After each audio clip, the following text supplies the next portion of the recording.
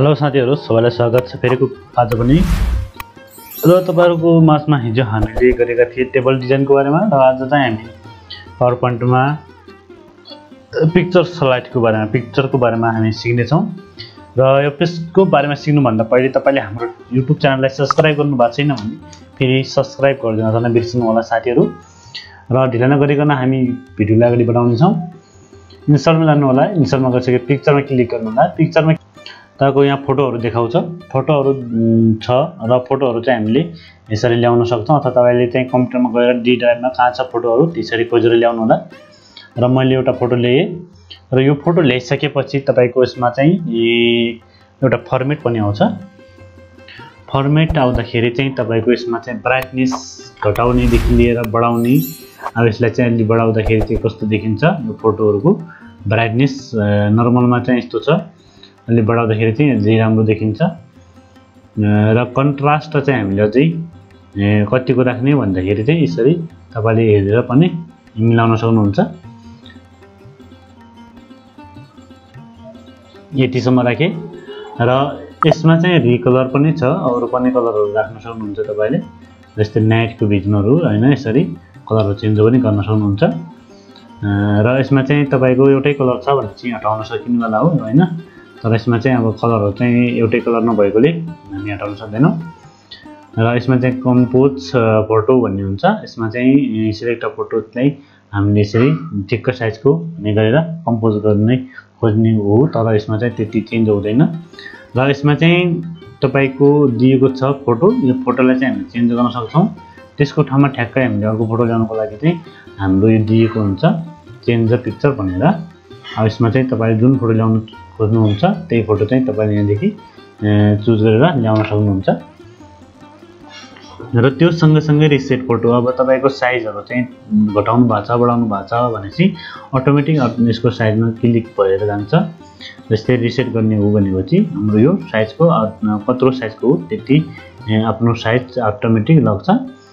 र यसमा चाहिँ पिक्चरको स्टाइलहरु दिएको छ, यसमा चाहिँ हाम्रो अब कुन डिजाइनमा राख्ने हो यो डिजाइनहरु चाहिँ अटोमेटिक यसले दिएको छ। यहाँनिर तपाईको यसरी एल्बमहरु बनाउँदा पनि तपाईले देख्नु भयो होला, यसरी फोटोहरु चाहिँ राखेको सजाएको अब देख्न सक्नुहुन्छ।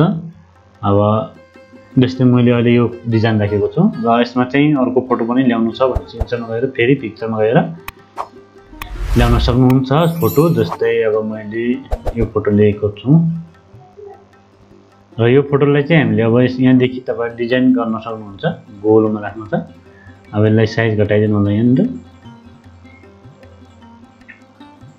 यसरी पनि राख्न सक्नुहुन्छ। र यसमा चाहिँ अब विभिन्न डिजाइनहरु पनि दिएको छ, अब यसरी अनि यसरी पनि राख्न सक्नुहुन्छ। अब यसमा चाहिँ नर्मली डिजाइनहरु चाहिँ यति नै दिएको हुन्छ, र तपाईले चाहिँ यो भन्दा बढी नै डिजाइनहरु चाहिएको छ भनेपछि तपाईले यहाँनिर पिक्चर इफेक्टमा गएर तपाईले यहाँदेखि राख्न सक्नुहुन्छ। जस्तै यो फोटो चाहिँ हामीले यसरी एल्बममा बनाएको जस्तै राख्न सक्छौं। अब जस्तै मैले अहिले जुम गरे, ल हेर्नुस् त साथीहरु, खतरा डिजाइन भयो नि त। अब यसरी चाहिँ हामीले बनाउन सक्छौं। र अर्को चाहिँ हामी जस्तै शेप्सहरुमा पनि फोटोहरु ल्याउन सक्छौं। यसरी फोटोहरु यो शेप्समा चाहिँ फोटो ल्याउँदाखेरि चाहिँ अब यहाँदेखि आउँदैन फोटो, फर्मेटमा जानु होला। फर्मेटमा गइसकेपछि सेभ फिलमा गएर पिक्चरमा जानु होला। अब पिक्चरमा गइसकेपछि तपाईले जुन फोटो ल्याउनु पर्ने हो त्यसमा चाहिँ तपाईले अब क्लिक गर्नुपर्ने हुन्छ। जस्तै मैले यसमा क्लिक गरे र यहाँनिर फोटो आएको छ। अब यसमा चाहिँ हाम्रो आउटलाइन चाहिँ कलर कस्तो राख्ने भन्ने हुन्छ, र त्यसै गरेर फेरि यहाँदेखि हाम्रो स्टाइलहरु चेन्ज गर्न सक्नुहुन्छ। सिसामा जस्तै राखेर यहाँनिर हेर्नुस् त, आहा कस्तो डिजाइन हो नि त हो। ल हेर्नुस् त, यसरी पनि तपाईले बनाउन सक्नुहुन्छ। अब यसमा गएर अब तपाईले यहाँ डिजाइनहरु पनि छन् थुप्रै,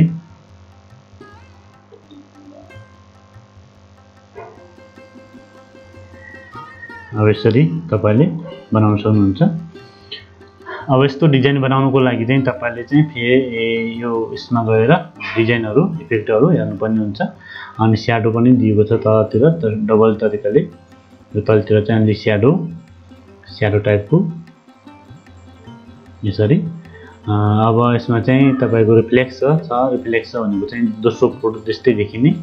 अनि यसमा चाहिँ आउटसाइडमा चाहिँ हल्का हल्का यसरी कलरहरु राख्नु छ भने, ग्रो गर्नु छ भने सफ्ट पनि छ यहाँनिर। सफ्ट पोइन्टहरु, सफ्ट पोइन्ट भनेको चाहिँ एकदमै मिल्ने खालको हुन्छ र यसमा चाहिँ तपाईको डिजाइनहरु कुन तरिकाको राख्ने त्यही डिजाइन अनुसार चाहिँ यसरी राख्न सक्नुहुन्छ।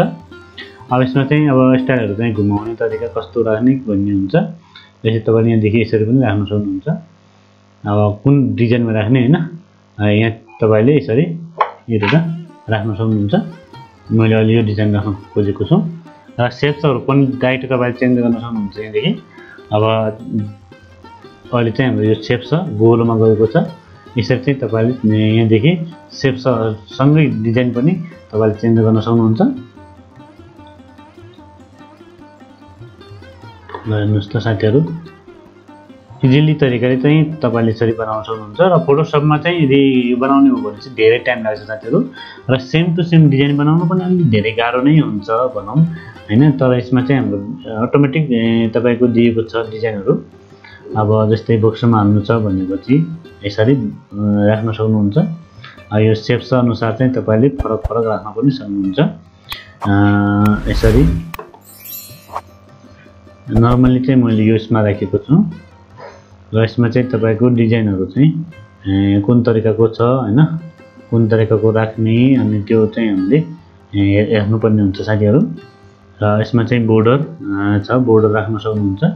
बोर्डरको कलर कस्तो राख्ने भन्नेको, जस्तै अहिले यो कलर आएको छ, जस्तै गएर मैले रेड कलर राखेको, रेड कलरको पनि राख्न सकिन्छ। अब यो चाहिँ नर्मल्ली चाहिँ हाम्रो यो उस्तोको डिजाइनमा भयो हैन। यसले गर्दाखेरि चाहिँ हाम्रो यस्तो डिजाइनहरु तपाई बनाउन सक्नुहुन्छ।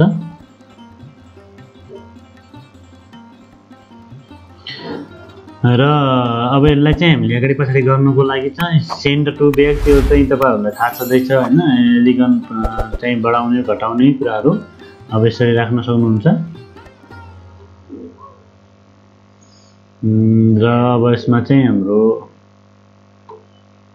3D पोइन्टमा गएर तपाईले चाहिँ यसलाई अझै कस्तो खालको बनाउने, टपमा चाहिँ कति बनाउने अनि यहाँ देखि पनि तपाईले यसरी बनाउन सक्नुहुन्छ।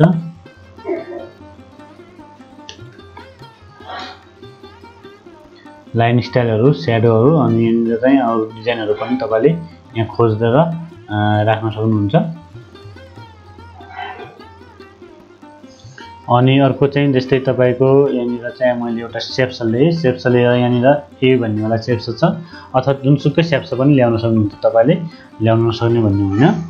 अब मैले यसमा चाहिँ जस्तै PHOTOS फोटो एल्बम भनेर मैले यसमा चाहिँ लेखेको छु र यसमा चाहिँ मैले अलि ठुलो बनाइदिएको छु अक्षर। र यसमा चाहिँ फन्ट पनि इम्प्याक्ट भन्ने लेखेको छु। इम्प्याक्ट फन्ट भनेको चाहिँ तपाईको एकदमै ठुलो अथवा मोटो भनौं, इम्प्याक्ट आयाम गर्नु होला।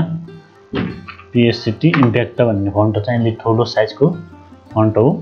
र यसमा चाहिँ तपाईले चाहिँ अक्षरमा पनि फोटोहरु राख्न सक्नुहुन्छ। अक्षरको पनि हामीले यसरी राख्न सक्छौं फोटोहरु। अब फर्मेटमा क्लिक गर्नु होला। क्लिक गरिसकेपछि अब तपाईको यसमा चाहिँ अक्षरको डिजाइन हो। यो चाहिँ टोटल्ली लेटरको लागि बनाएको हुन्छ।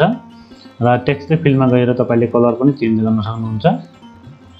जस्तै म तपाईहरुलाई अहिले चाहिँ अक्षरको डिजाइनहरु अनि लाइनहरु यसरी राख्न सक्नुहुन्छ।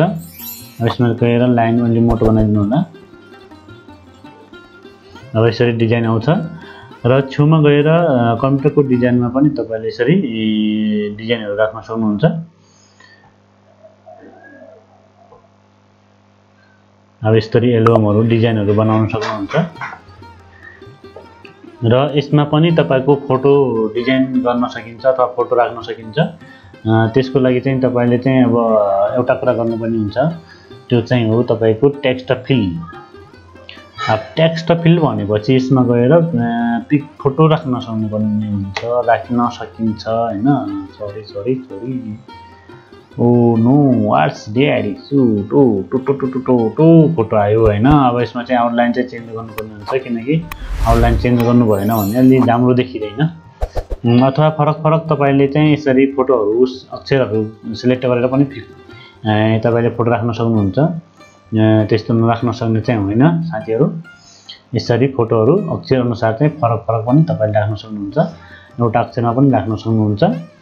अब त्यसको लागि चाहिँ तपाईले यहाँ देखि यसरी हेर्दै हेर्दै बनाउँदै गर्नुपर्ने हुन्छ।